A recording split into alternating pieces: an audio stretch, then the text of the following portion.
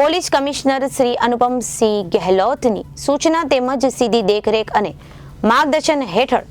સુરત શહેર ઝોન 3 વિસ્તારમાં આવેલ પોલીસ સ્ટેશન હદ વિસ્તારમાં અગાઉ પશુ સંરક્ષણ અધિનિયમ હેઠળ તમામ વિસ્તારોમાં સરપ્રાઇઝ ચેકિંગ હાથ ધરવામાં આવ્યું છે। તમને જણાવી દઈએ કે કાયદાનો ભંગ કરી ગેરકાયદેસર રીતે કતલખાના ચલાવી પશુઓનો સંહાર કરી તેમજ ગૌમાંસનો વેપાર કરતા પકડાયેલ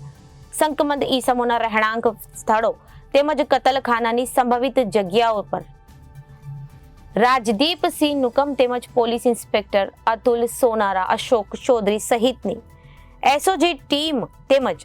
ડીસીપી શ્રી ઝોન 3 પિનાકિન પરમાર તથા લાલગેટ પોલીસ, ચોક બજાર પોલીસ તથા મૈદરપુરા પોલીસ ઇન્સ્પેક્ટર તેઓની સર્વેલન્સ સ્ટાફના પોલીસ માણસોની અલગ અલગ ટીમો બનાવી ઓચિંતા એકી સાથે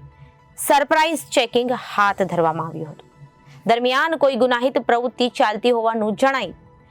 તેથી આવનારા દિવસોમાં પણ આ પ્રકારનું ચેકિંગ તથા રેડ કરવાની કાર્યવાહી સતત ચાલુ રહેશે। Reporter Arvind Rathod, Janadesh news, Surat.